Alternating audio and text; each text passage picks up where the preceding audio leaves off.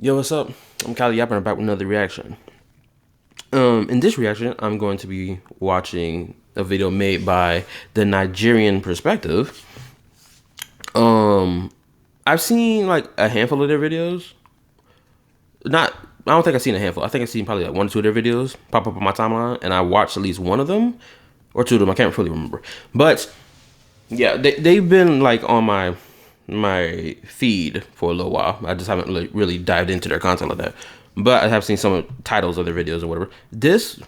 I'm gonna say this right now before I get into the reaction. I will try not to repeat myself multiple times with the points I make, and I will try to keep this video underneath an hour long. So let's get started. I'll leave a link to the original video in the description below.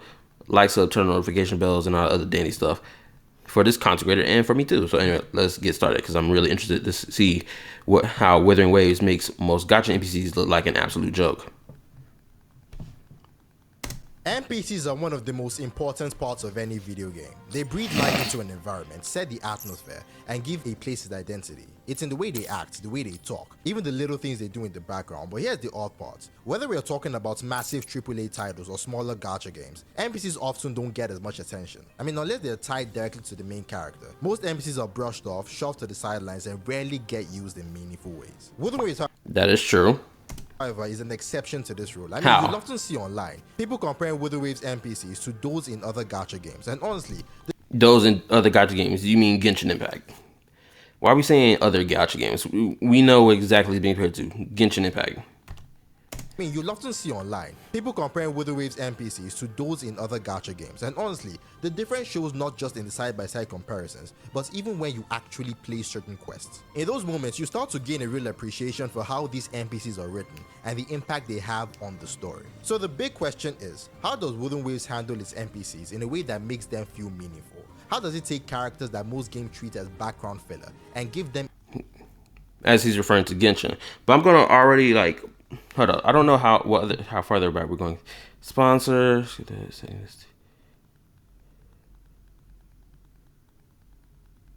What he's talking about design, and then he goes from design to character and attitude.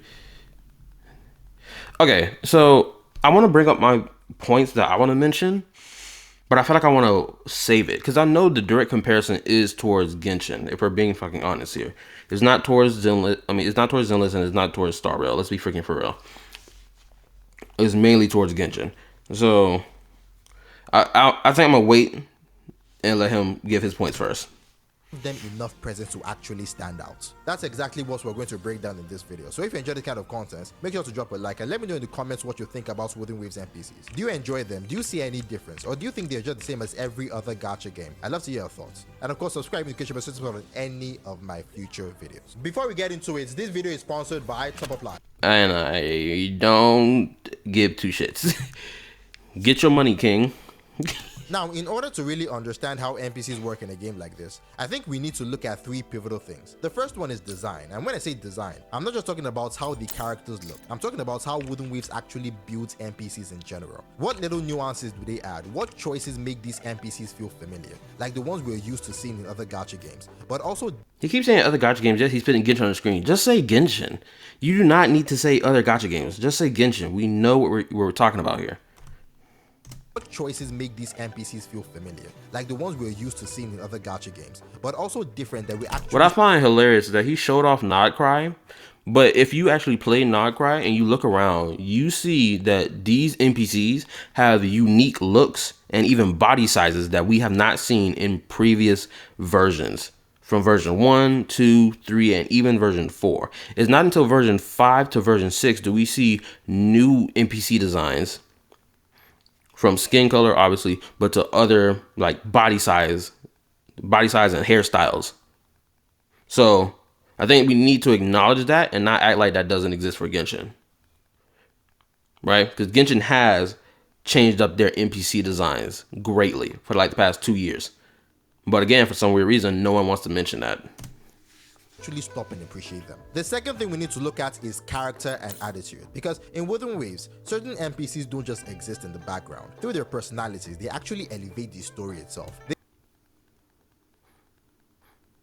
I'd argue the same thing happened with Genshin Impact. I'll list a handful of NPCs. Tepe, the Inazuma NPC. Dunyarzad, especially from Sumeru. Everyone know who Dunyarzad is. She was ill. She was sick. She was a devout believer in Nihida, who was a playable character, the Archon of Sumeru. For Fontaine, what NPCs in Fontaine? NPCs in Fontaine that I can name are Malus and Silver, who was directly connected to Navia. Again, 5-star playable character. She had direct ties to those characters and emotional moments with those characters that made us, even the players, care for them when they unfortunately, lost their lives. To go back to Sumeru again, there was another NPC by the name of Jet from a section of World Quest that you did in Sumeru. She had good writing and character development. From Natlan, what NPC from Natlan? For Natlan, there's I don't think there's one NPC in particular in Natlan that's like have character growth or development or had a lot of focus. But we did have a section, a whole bunch of world quest. Oh, yes, we did. It's the little dragon familiar that follows the traveler around in World Quest. The one that you get when you enter Natlan for the first time. That character gets a lot of like attention and like fleshing out of their character all the way up to like the end of like a massive World Quest climax moment. I know because I played it. I even streamed it. It's on my channel if y'all want to go see it. Like, the World Quest tied to that NPC, that Dragon Saurian NPC, it was a lot of build up for that character. So, and now for Nodcry, I don't know what NPC in Nodcry is going to stand out to me a lot because I haven't done any Nodcry World Quest. So, yeah, we'll see. Let's continue.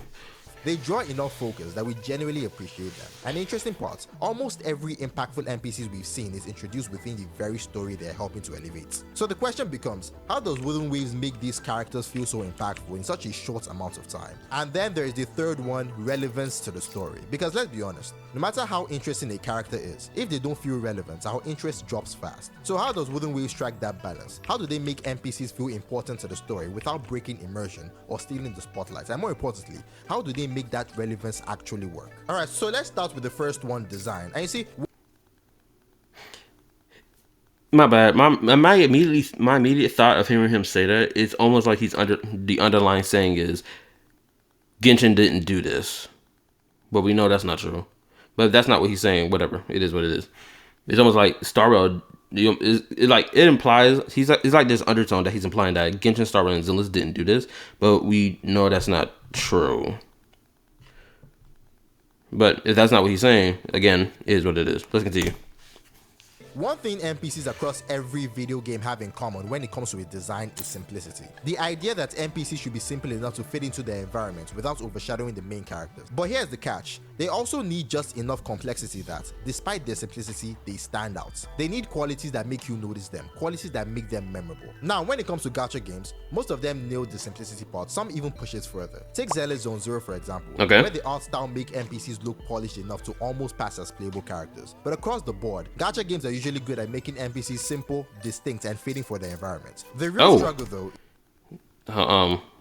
he had like some glitch going on in his video. Gacha games are usually good at making NPCs simple, distinct, and fitting for their environment. The real struggle though is in the memorability factor, the complexity, and this is where most gacha games fall short. Wooden Waves, however, is an exception. Its NPCs don't just blend into the background, they carry that rare balance. Simple enough to be NPCs, but layered enough to stick with you long after the quest is over. So the question is... As if we didn't, again, experience that. What I find interesting, why is he using... Okay, first of all, using Catherine for this example to say that Wuwa did it better, Genshin did it, everyone and their mama know who the hell Catherine is. This is not a good example to use for this part of your video. I'm gonna say that right now. That's not even a good part. Wooden Waves, however, is an exception. Its NPCs don't just blend into the back. This NPC blends into the background because, one, this NPC is like a random child NPC that stands next to this area. Like, she's not story notable, right? There were NPCs in Natlan's story that stand out. Oh, I completely forgot. There is a Natlan NPC that does stand out. It's freaking Chaska's sister. Chaska's sister that died in Natlan's fourth act of its entire Archon quest. She had a very unique design, and she was a part of the same faction this little girl is a part of. They live in that same exact area. Or she was working over here, I believe. Her NPC design stood out immediately. And when she died, it was sad because we knew the connection she had to Chaska. We knew the importance of their like relationship and how it was. And for her to have died, it was an important moment. So he's saying that Withering Waves did this and the third.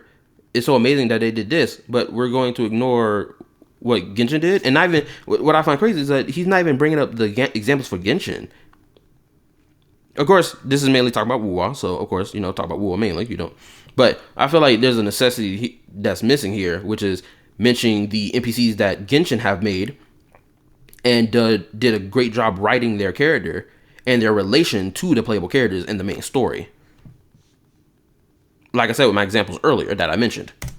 Background, they carry that rare balance. Simple enough to be NPCs, but layered enough to stick with you long after the quest is over. So the question is, how exactly does Withering Waves pull this off? See, I believe Withering Waves does two key things that make their NPCs work. The first one is something the game is kind of known for in general, and that's what I'd call unnecessary additions. Now, I mean unnecessary in the best possible way, because when it comes to Withering Waves, the developers love putting time into things nobody specifically asked for, but everybody ends up appreciating. A perfect example of this is tied to Augustus Ultimate. When you activate it, time completely freezes, and honestly, this effect alone would have been more than enough to impress us, but they didn't stop there. If you look up in the sky during and after her ultimate, you see this beautifully rendered sun, and after her ultimate, this sun is surrounded by pillars, almost like the sun is sitting in the center of a ruined temple. It is stunning. And here's the thing, this detail is completely unnecessary. With or without the sun effect, Augustus Ultimate would have had the exact same gameplay impact, but because the developers chose to include this anyway, our appreciation for not just Augusta, but the game itself skyrockets. Now, when it comes to NPCs, credits where credit is due,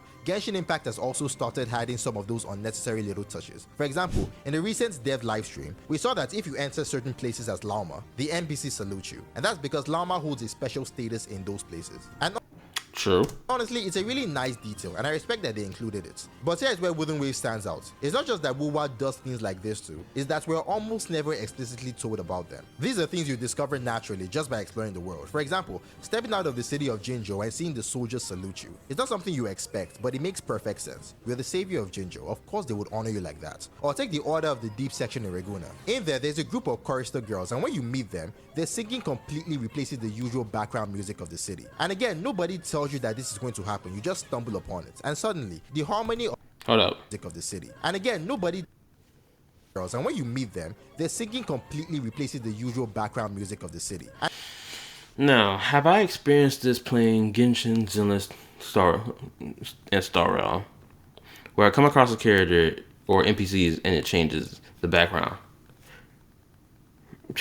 music.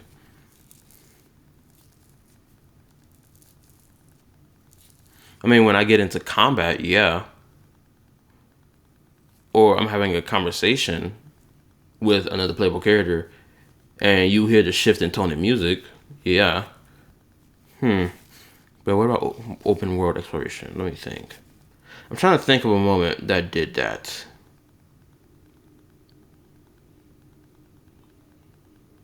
I mean, naturally, I hope it happens in the open world when you're going exploring areas.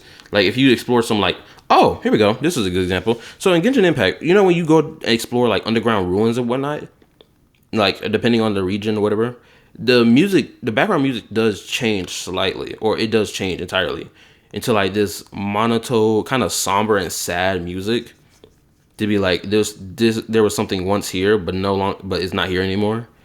It's been abandoned. It's been destroyed. This, that, and the third. And again, nobody tells you that this is going to happen, you just stumble upon it, and suddenly, the harmony of their voices feels like it's part of the world itself.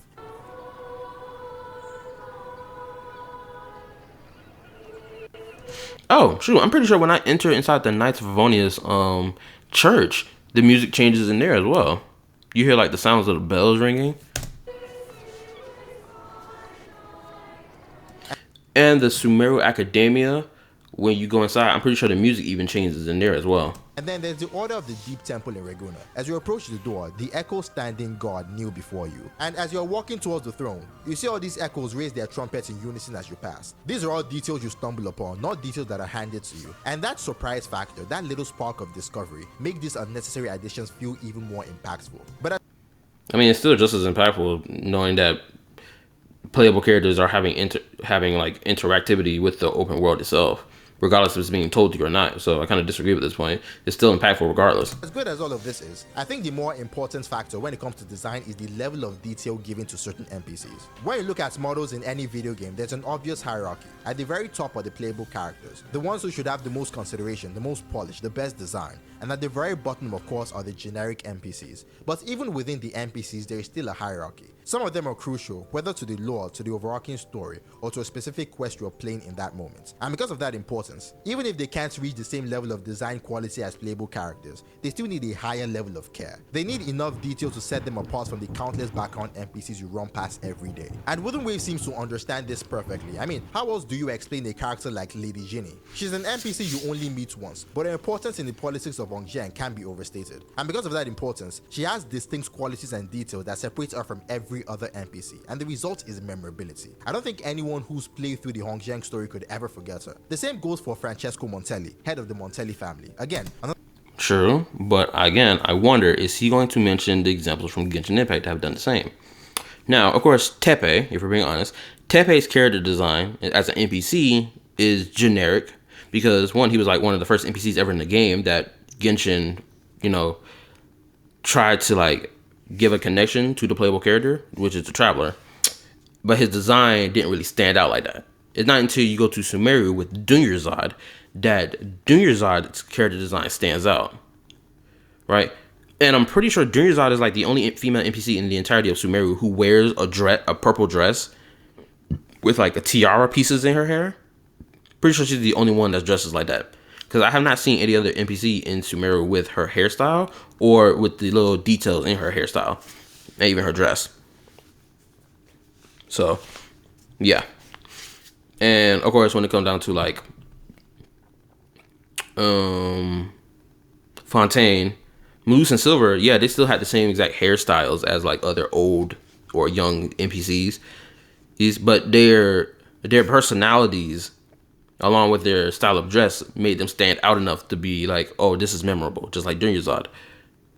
So in my opinion, at least in relation to Genshin Impact has been evolving their NPCs to not only stand out, but also be memorable and have like good writing that's consistent. Another NPC we only encounter once, this time in the Carlotta story quest. But because of who he is, the game gives him the level of design and presence that makes him stand out immediately from the rest. And it doesn't even stop with Obviously because of what his position is, because he is the head of the Montelli. figures that big, because even smaller characters in Wooden Waves get this level of care. Take Rosemary from the Rosemary Apothecary, for example. She's connected to the Phacelia family, and Oh my lord, my dog barking his head off. Oh my god, let's ignore that. Clearly in her appearance and presentation. Her design makes it obvious. This isn't just a random vendor. She's tied to the world in a meaningful way. You see, Wooden Waves get that certain NPCs, especially important ones, need that extra layer of detail. It's what tells us as players exactly how... Yeah, I'm gonna say this right now. I don't know what he did or what happened in the rendering process for his video, but a lot of this little specking stuff is like popping up here and there. Let's go back. This character feels like it was supposed to be a playable character, but they decided to make it an NPC. This is how I feel about it when I see it. Now, listen to you, actually. And you can see that connection clearly in her appearance and presentation. Yeah, this clearly looks like she's supposed to be a playable character, but they decided to make her an NPC. In my opinion, there's like a level of NPC design that needs to exist that doesn't make it seem like they're playable characters, and makes it known that they are NPCs. Like in Genshin Impact. In Genshin Impact, you can clearly tell who's a playable character versus who's an NPC. It is so blatantly obvious. It does not matter how more detailed the NPC in Genshin gets. You can tell who's the playable character versus who the NPC is, right? For Withering Waves, they've done this thing where they've made certain NPCs look like playable characters, right? And then when the NPC isn't a playable character, it's just like, okay, so why the F did you design her with this much detail? She doesn't even need this much detail, right? But that's just how I feel about it personally, because this character could have been a playable character. This could have been a 4-star character, but they didn't. But that's unrelated to the video. But anyway, let's continue, because I feel like I got my point across.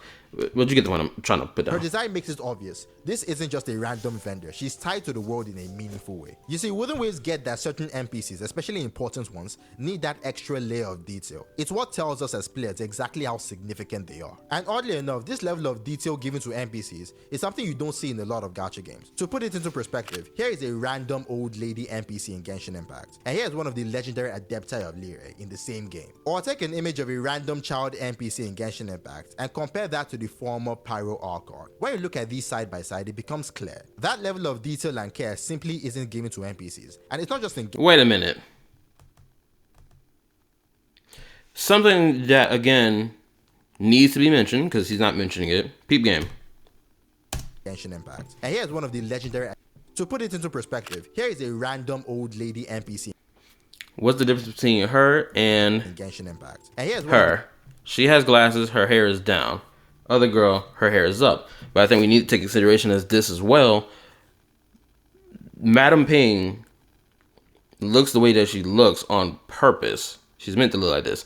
Now, you can argue, why didn't they add some extra flair to this NPC to make her stand out, to make her look more unique? Again, like I said earlier, this was done in the past. This was like back in like the first year of the game, where she was revealed to be an Adeptus, an Adeptus in human form. Because people know what she actually looks like, right? So people are hoping that she becomes playable in the future, just like how Cloud Retainer became playable, right? But again, we need to take this in consideration. In the past, Genshin Impact didn't make unique looking NPCs. It's not until version 3 of Genshin Impact did we start seeing more and more unique NPC designs that stand out, that are memorable. One of the legendary Adepti of Lyre in the same game. Or take an image of a random child NPC in Genshin Impact and compare that to the former Pyro Archon. When you look at these... This character looks like he's from Fontaine, or he could be from Nodcry. I can't tell because of the background. I think he may be from Nodcry. Something I need to say here. Yes, this is a unique NPC. These both are NPCs. This one just got more detail because, you know, this was the former Pyro Archon possessing this boy's body, which he could have become a playable character too, as well, because of his design. It looked like he could have been a playable character, but we know he's not going to become a playable character, unfortunately. But if this is a character from Nodcry with their NPC design, again, if this is one from Nodcry, we need to point out the details that differentiate this dude from other young boy NPCs from previous patches or previous regions, and compare their design looks and see what is the difference between the two, because that's where we can see the change in them. Now, of course, this one is unique because it was tied to Mavuka's story, so therefore he exists the way that he exists. Anyway, let's continue. In Genshin Impact. And here's one of the legendary Adepti of Lyre in the same game. Or take an image of a random child NPC in Genshin Impact and compare that to the former Pyro Archon. When you look at these side by... I think, again, this is a dude as an NPC. Side, it becomes clear. That level of detail and care simply isn't given to NPCs. And it's not just in Genshin, not just in gacha games, but across most video games. And that's where the fear comes in, because right now in Genshin Impact, if a character isn't playable or extremely important, chances are they'll get the same basic NPC treatment. I've reached a point where a lot of names that should make me excited simply don't. Because if those characters end up... Name those characters, please.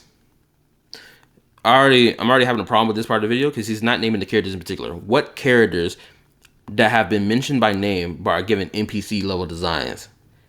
Because the only ones that ever happened to are these two Adeptus characters. Mind you, this was like 2 or 3 years ago. That's how old this clip is. This is from like 2-3 years ago. Or back in like version 4 of the game. This was like version what, 4.5 of the game?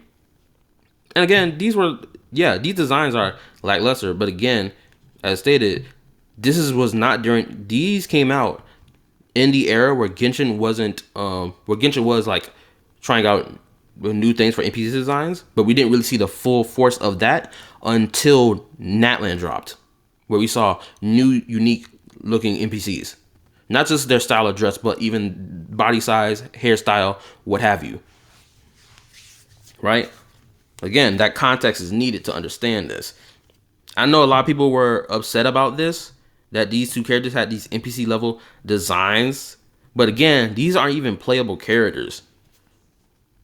So, who care? Like, not who care, let me not say that. But they're not playable characters. They're important characters to the story, but they're not playable. And another thing that we need to note is these two have animalistic designs that we've seen in the actual story of the game. This dude is a freaking red crane. This dude is some unique moose, horse, something. We've legitimately seen their animal forms in the game. Right? But we're going to complain about their NPC human-like designs. What? Does that even make sense? Come on now. These not even their, like, bro, if you had to pick between these human NPC designs that they were using as disguises just to walk around with versus their actual NPC designs that we saw in game of their animalistic form, I'm choosing the animalistic form over them because their animalistic form looks more unique. They even look distinct from each other. Cloud Retainer in her animal form does not look exactly like the bird dude, this dude right here in his bird form. Homeboy right here, whole four-legged deer creature, whatever the crap, right? So it's like they have more NPC designs that's not just this. If you don't like these two, that's fine. I'm not even mad about that. But they have other NPC designs that they've used in game that we've seen.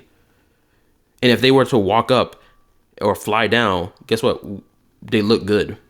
Those NPC designs look good. Out of these two versus the other ones, these, of course, look bad in comparison. But again, these were meant to be lackluster on purpose. Or extremely important, chances are they'll get the same basic NPC treatment. Again, he doesn't even like mention what characters he's referring to. That you hear their important name, but then they get NPC treatment. Like, who is he referring to when he says this? What characters are he referring to? Like, I would love to know the list of characters he's referring to when he says that, but again, he doesn't give the list. I've reached a point where a lot of names that should make me excited simply don't. Because if those characters end up being non-playable, there's a real chance that they'll look at... Look at that. That's the actual NPC design for Moon... What is it? Moon Chaser and Mountain Carver? Hold up. Let me show you. Hold up. You see that? That NPC with the red string in his hair that I showed earlier, that he showed in the earlier clip, these two, yeah, this one on the left, that's him right there that's flying. Dude on the right, that's his big ass over there. These are their other NPC designs that look more unique than the human designs. Because they're supposed to be animalistic. Because they prefer to be in their, Adeptus form over their human form. Because they don't like interacting with humans. So, of course, naturally, understandably, their human designs would look lackluster. It's just, especially if I'm thinking about it in like an in-universe context, right? Of course, their human designs would look bland. And I think it was done on purpose, obviously. Because Cloud Retainer, in comparison, she didn't get a human design for her human form in the form of NPC. She became a playable character. But even her NPC crane form and her playable character form, both of them look unique. Because if those characters end up being non-playable, there's a real chance that they'll look and feel just like another generic NPC. And that kills so much of the excitement that should come with meeting them. So we've talked... That comes with meeting them, he says. But again, Moon Carver and Mountain Shaper, these are their original NPC designs. When I hear their names, I'm thinking of these. Because this is how we originally met them. Feel just like another generic NPC. And that kills so much of the excitement that should come with meeting them. So we've talked about design, but what about character and attitude? Does Wooden Waves... He just showed two unique NPC designs. This is what I mean from Natlan. You see that? There's no NPC design in the entirety of Genshin's game that looks like this. It is absolutely unique in design. But what about character? Same thing with him. We've never seen an NPC in Genshin's entire history that wears a hoodie like this, and on top of that, got dreads. This is completely new stuff. And attitude. Does Wooden Waves manage to extend the same sense of memorability into how NPCs behave? You see, whenever you step into a new space, whether it's a new region, a new city, or even a small event, you shouldn't need a quest marker or a lore dump to understand where you are. The NPCs themselves should give you that sense. Before you hear the story of the place, before you even know the history, the way the NPCs look, speak, and interact with each other should yeah, the same thing applied to Genshin, Star Rail, and Zenless. It's not exclusive to WoW. already set the tone. Whether it's through cutscenes, gameplay interaction, or even something as simple as a background dialogue, they should be able to clue you in on what kind of world you're stepping into. And that's exactly what Wooden Waves does so well. And a really good... Again, why are we acting like Genshin didn't do this? The first NPC... Oh! I just remembered. There's another NPC that was in Sumeru that was memorable. This is the third NPC from Sumeru that's memorable, actually. It's Hypatia, the NPC known as Hypatia, right? She had green hair, she had glasses. I think she may have had elf ears. I can't remember what her ears were, but she was one of the first NPCs we met in the entirety of Sumeru's story. And not only was she memorable, but she also had an impact on the story as well because of what was going on in Sumeru with the creation of a new god or whatever. And she became a fanatic. Not intentionally, but that's what happened to her. A good example of this comes from the very first interaction you see when entering Renacita, and I'll play a bit of it now. As you watch it, I want you to put yourself in this moment, as if you're stepping into Renacita for the very first time, and ask yourself, beyond what is happening on screen, what else is this interaction telling me? Does the way this scene plays out hint at what kind of place Renacita is? Does it show me something about the culture, the way people live here, or the kind of stories that shape this city? Alright, here's the scene. If you're all so righteous, why don't you join the pilgrimage yourselves? Our duty remains here, to shepherd the lost. For the questions that he posed, obviously, yes. Grieve for you, my brother, for you have strayed from the truth.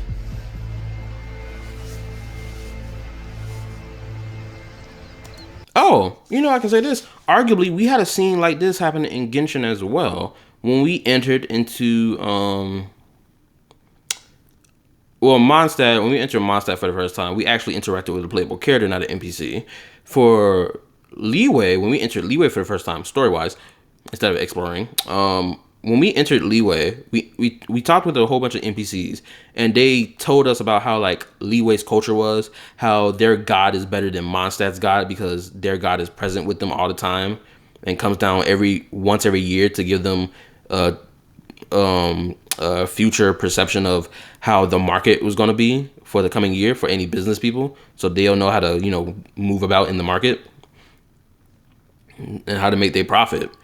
So same thing go with Inazuma. In Inazuma, it was when we entered Inazuma, you felt how it was like, oh, it's locked down. You feel like the tension in the air and this, that, and the third. Like, you felt it when you entered it. When it came down to Sumeru, again, we met Hypatia, and with everything that happened with Hypatia gave us like an insight into, okay, what we might expect moving forward in Sumeru's story. For Fontaine, actually, we met Farina first in Fontaine. So we didn't really meet NPCs first. We met Farina. For Natlan, when we entered Natlan for the first time, the first character that we met in Natlan for the first time was actually Kachina, and not an NPC, or technically, if you want to count the little Dragon Saurian buddy that came with us throughout the entirety of all those like cool and great world quests. He was technically the first NPC we met, but I'm gonna count Kachina first, story-wise, for Natlan's Archon quest. So we met Kachina first versus any other NPC.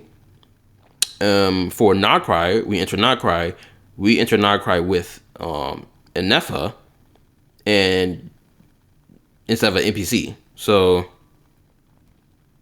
damn, interesting. A lot of the interactions that we first start off with in Genshin have playable characters greet the main character first versus NPCs. That's very interesting. Now I'm saying here, think about it.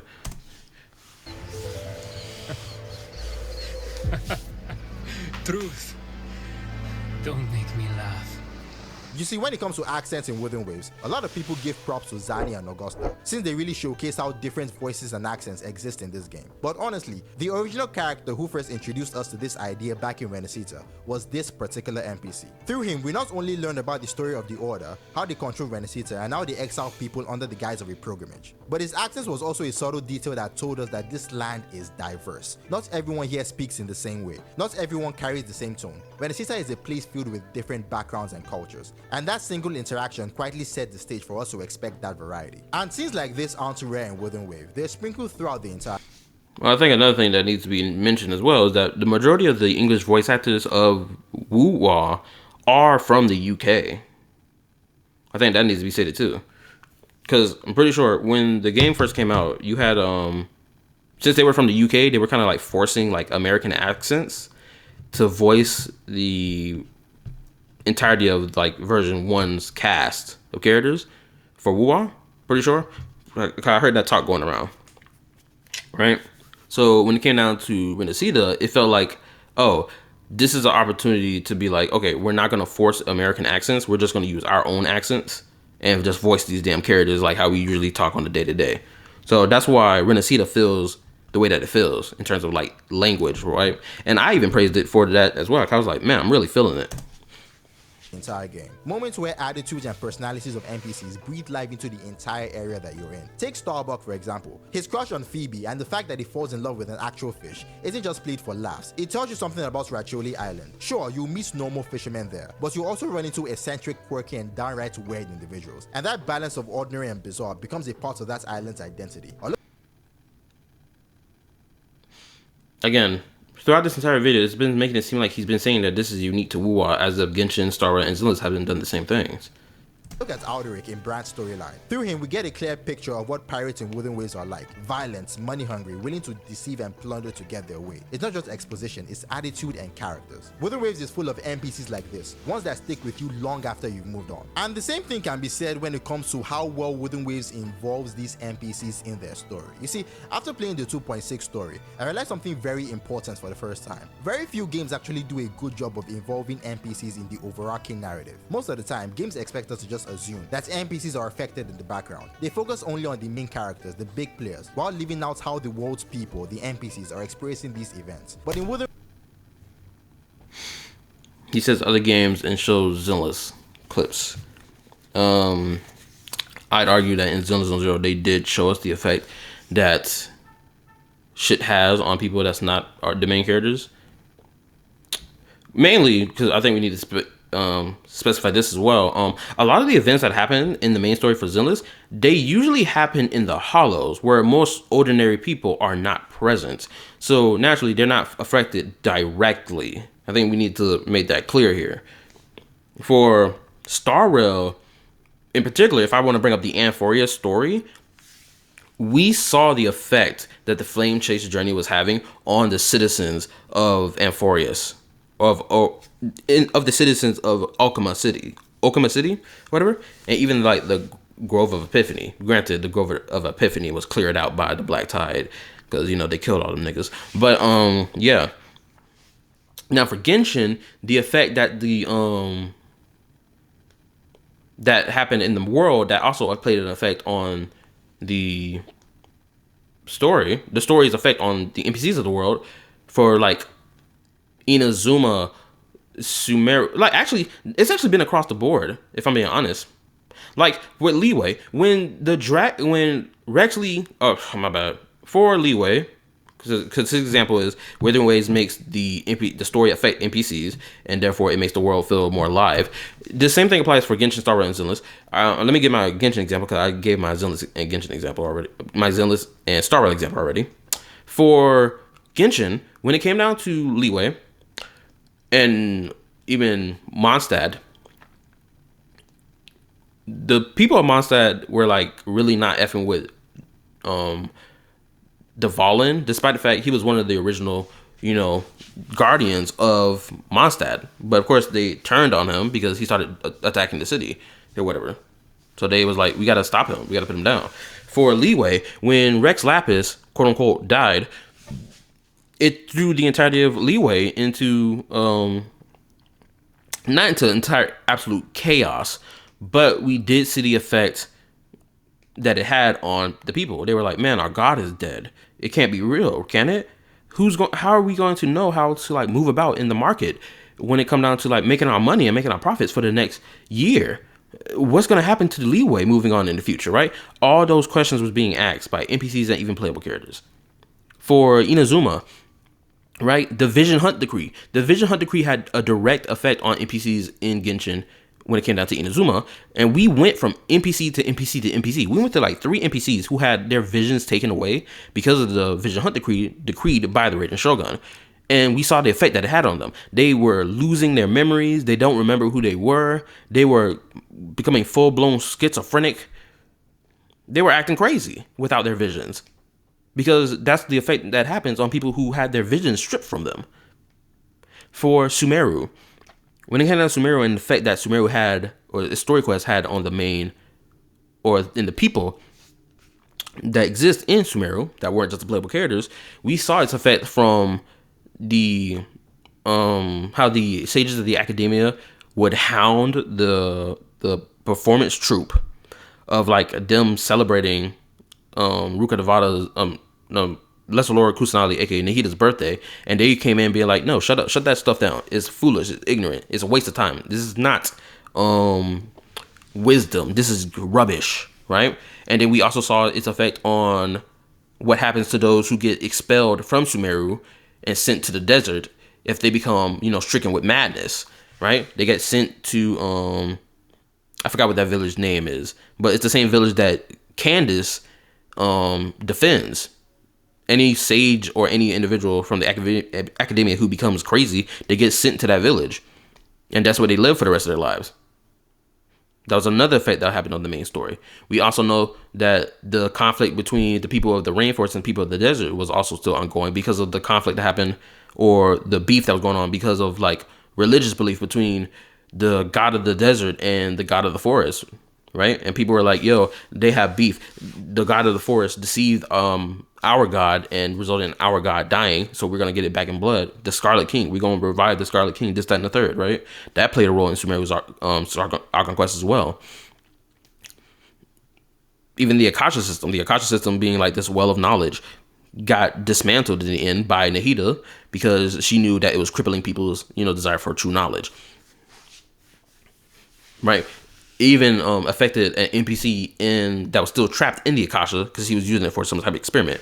For Fontaine, we know that every NPC in Fontaine was affected by the prophecy of, dissolving into water. We even saw it on screen, right?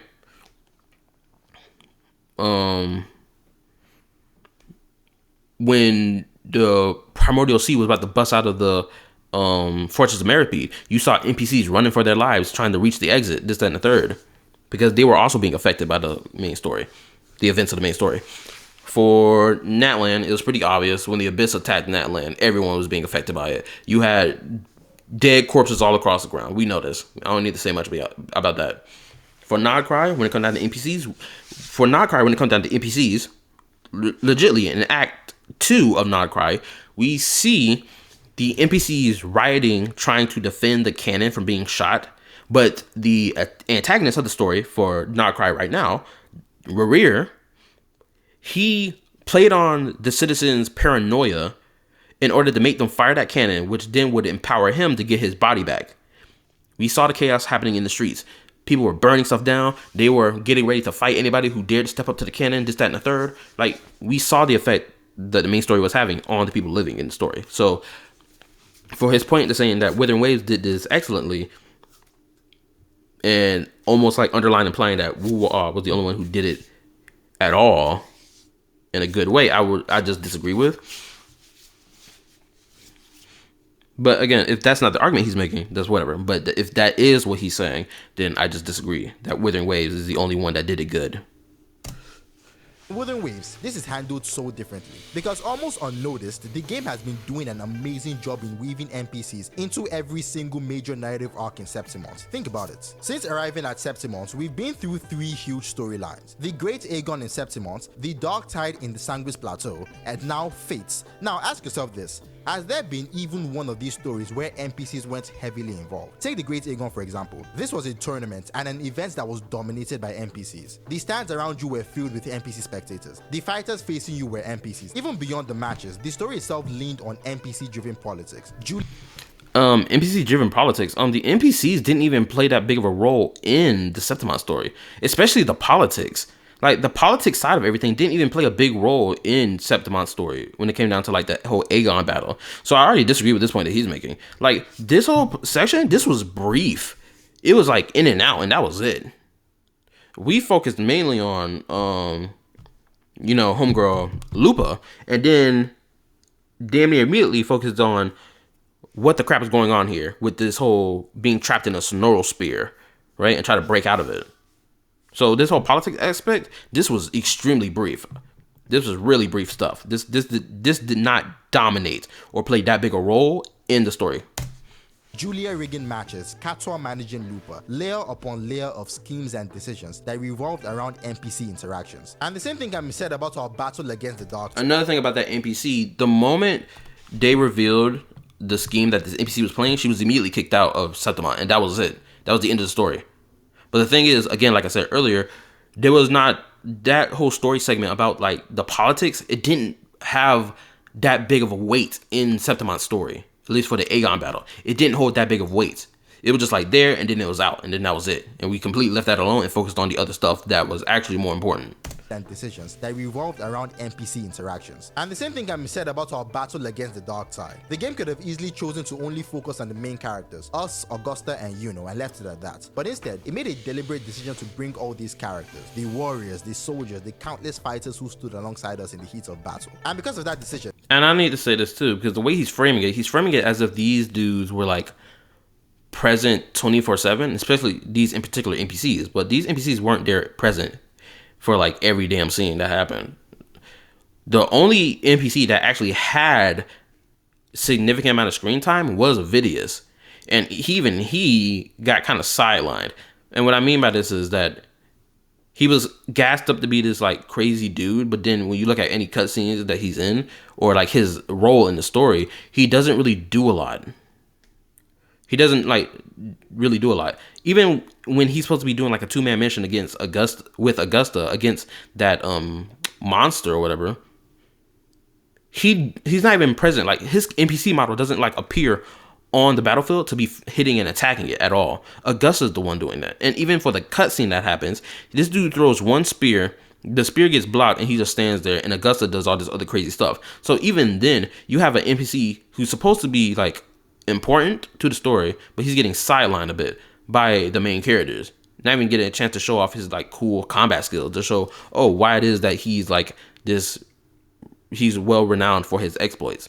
But of course, later story stuff revealed that his exploits may not be as true as he thought it was, and he does get like a little more screen time in relation to the reveal of what the hell is going on with him, right? So I will give that.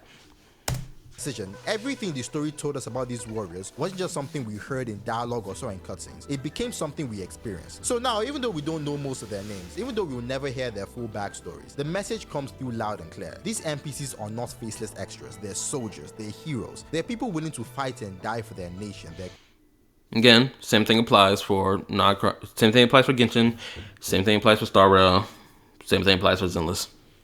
Cause in their future. And like the other storylines, even something as abstract as Fates has unforgettable NPC moments. And the one that stands out to me is our interaction with Nicholas. Hearing his plan to live his brother's life, to fight against Fate in his own way. And hearing this during our own massive clash against Fate. This forgettable NPC, someone who shouldn't even register compared to the main cast, yet he chooses to mirror what we are doing. And in his own way, he decides to resist Fate, to carve out a meaning for himself. Me personally, I don't feel like he stood out. Avidius stood out more than he did. This NPC was brief. He was in and out. That was it. Avidius was present the entire story. Or for majority of the story, but when it was time for Avidius to be on screen, he was on screen and he had his moment to shine. You can tell what NPC is being used as, this NPC is important to the story and they're being pushed forward, aka Avidius. Of course, the grandma, she got pushed forward too and had her time to shine. Be present.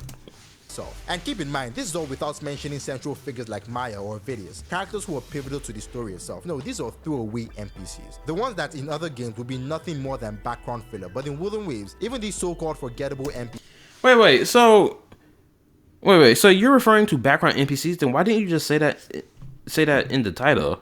But instead you said gotcha NPCs. That means you're referring to NPCs as a whole. It doesn't matter if it's a story-focused, important NPC and or a background NPC. You're putting all NPCs in the category.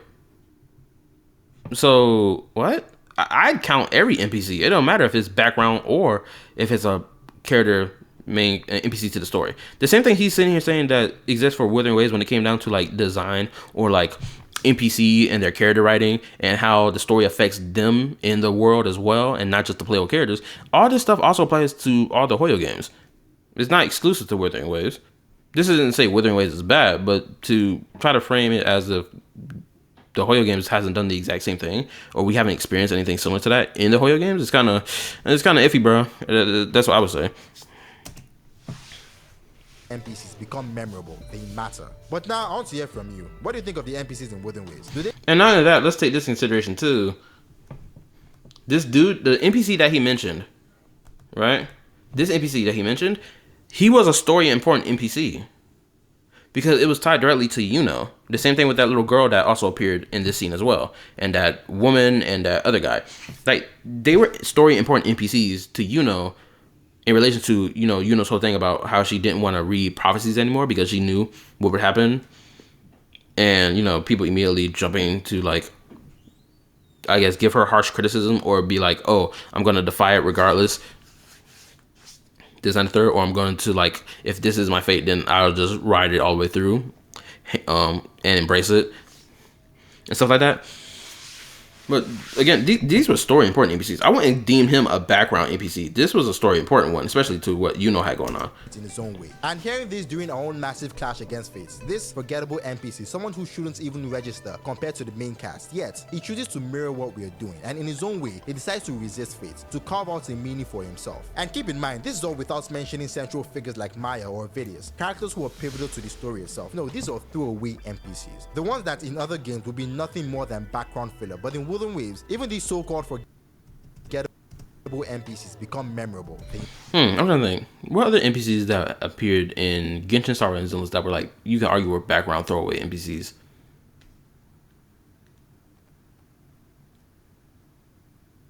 I mean, in Star Rail, I'm thinking about the what you call them dudes, the cleaners of Euphorius. They were background NPCs, but we understood exactly what their deal was as NPCs. We knew what their deal was. They opposed the flame chase journey and all that other shit. And, they weren't like central NPCs, but they were background NPCs, and we got what they were on and understood immediately. And what's another background NPC that you argue was like notable? For the boss fight that we had in version 3.3, I believe, for Aquila, there was an NPC who was the ancestor to Hycelin, the basically Star Rail Barbara, for those of y'all who don't know. Like, she had a whole bunch of NPCs tied to her that were like, you could argue, background NPCs who were like descendants, or not her descendants, but her ancestors and whatnot. And they played a major role in her character and her story. And they were very notable because it was like, oh, this moment where she's this NPC pleading to Aquila not to destroy or not to give up on them or crap. And she's like, my descendant is going to come back here and like finish the job of the whole flame chase. Just watch and see what happens type ish, right? They matter. But now I want to hear from you. What do you think of the NPCs in Wooden Waves? Do they leave an impression on you the same way they did on me? Are there moments I might have missed? Little details. I'll say this.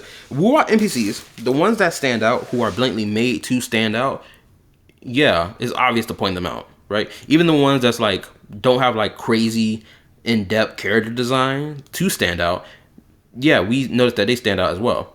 But the only issue I have with this video is that he's implying that Wuthering Waves is the only one that succeeded in doing this. I disagree. The Hoyo games have also succeeded in doing this as well. because of course, with the examples I provided in the story, where the examples I provided in my reaction, my bad. So, again, Wu-Wa's NPCs, they're great, they're good, right? They have personality, they have importance to the story, and they're affected by the story as well. But again, like I said before, the same thing applies to all the Hoyo games. They too are affected by the story as well. For example, I don't think I did a good example with my Zenless example. So let me think. What is the example in Zenless Zero where NPCs were affected by the main story? Well, when Yunquei Summit gets attacked by fucking monsters outside of the Hollow, you had that happen in version 2.2 story, and they were being attacked, and they got handled and dealt with by one of the major factions in season 2 of Zenless. Another notable NPC. Let me think. I know there's a notable NPC from Grace's story quest. Grace's story quest had a notable NPC that had direct ties to Grace because they went to the same school and they had like the same professor and teacher. What else? What other NPC that I'm thinking of? Kalita, there was an NPC tied to her because of problems going on with the construction site and someone leaving bombs or whatever.